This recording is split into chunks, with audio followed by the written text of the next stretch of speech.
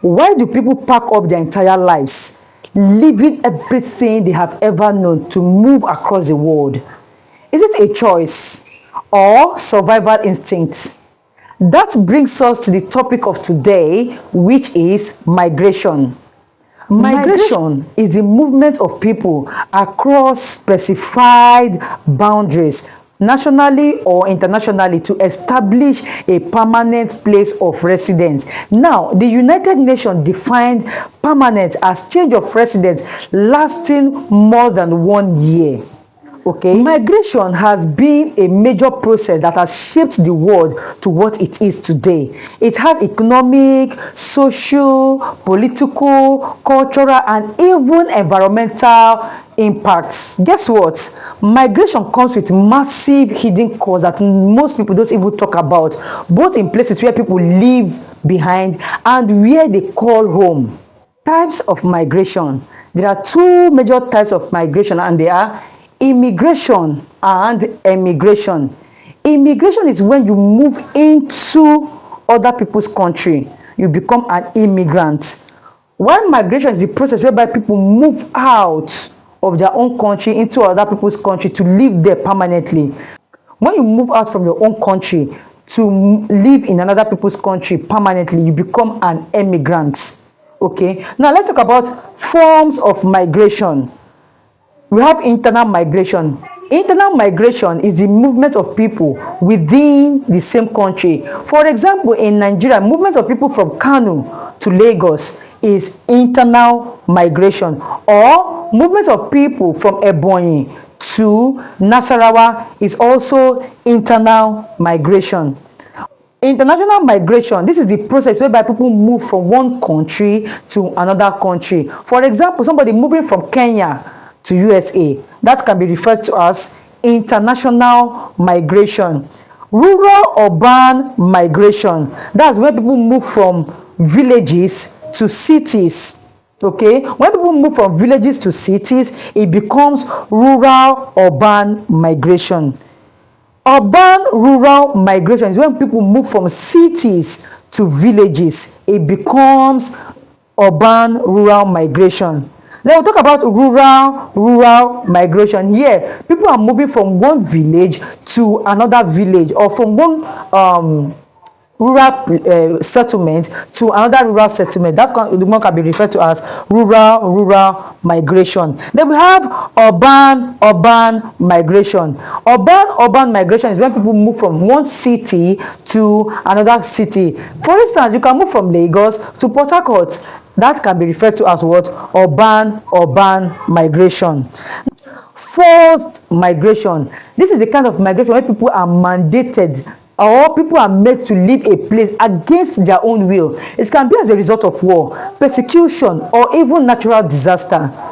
Voluntary migration. This is the kind of migration where people willingly move out of their own country to another country for what? Enjoyment or education, anything. But the fact remains that they moved what?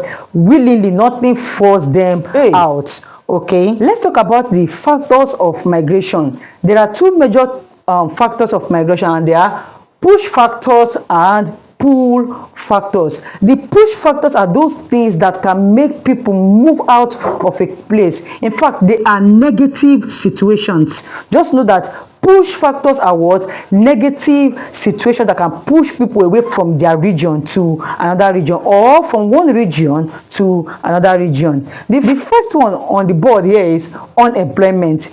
If people don't get a job, you don't expect them to remain where they are. They will definitely want to move. So it's automatically a push factor that is making them move out from a region where they found themselves to another region. Number two is natural disasters. Natural disasters like earthquake, flood, tsunami can actually make people to move away from their region to another region, because these natural disasters are what? They are destructive to both life and properties. Housing shortages. Here is when people can actually move, because if a place is overcrowded, what happens is that there will be shortages in housing, okay, making people to move away to where they can actually see comfortable houses to do what? Stay.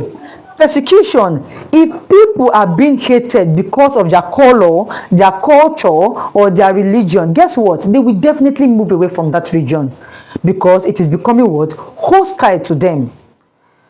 Insecurity, when people stay in a place where their properties and their lives cannot be properly secured, what will happen is that they will definitely move away from that region to another region. So it is automatically a push factor. Let's go to the next factor, which is pull factor. Pull factor are the positive. They are the positive situation that attract people into a region. Yes, they can actually make people move into that region. Okay, the first one is attractive environment. When people notice that there's a region where we have beautiful trees, beaches, there are beautiful natural resources in that region, guess what? That region will definitely attract people to itself. Yes, and you have better hospital. You see people moving from one country to another country just to treat themselves, especially when they have chronic diseases like liver problems, kidney failures. They will definitely move to countries that have what? Better hospitals so that they can survive. The next one is higher education. For instance, people move to countries where they can get better and qualified higher education. Example is here, Cambridge. So many people like to go to Cambridge, okay? They have more reliable food supply. When there is food, let me tell you, a lot of people will move to a region where they have lots of food, because once the problem of food is solved, in fact, most of your problem is solved, because food is what? A basic necessity of life. Job prospects, if people know that, oh, there's a region where if I go to, there will be job, I'll get employed, I won't have to wait for a long time before I'll get job, definitely that people will move to that region. Okay, so all of this, they are what? Positive impact. They are positive situations that can actually attract people to a place or to a region. Let's talk about the impact of migration on countries of origin. Now, don't forget that countries of origin is where people left. That is countries of origin of migration. Where people left is the origin. Now, the first one is reduced population. When people move away from a place, especially rural region, definitely the population of that place will do what? Reduce. Then you talk about reduced pressure on social amenities. Social amenities like pipe-borne water, good roads, electricity, they will be what? Reduce pressure on them, because the population of that region had done what? Reduce. Now you have return migrants bringing new skills and innovation. Of course, when people travel, they will learn new things, they will learn new skills, they will be more innovative. What do? When they return back to where they left, they will bring back those things they have learned. Okay, now there's lots of young adult workers. For instance, lawyers, teachers, nurses, doctors move from one place to another, causing brain drain. Okay, this can be impact of migration on countries of origin. Okay, let's talk about impact of migration on countries of destination. The first one is increase in the pool of available labor. When people move into other countries, it has automatically increased the labor force of that country and also the economy of that country.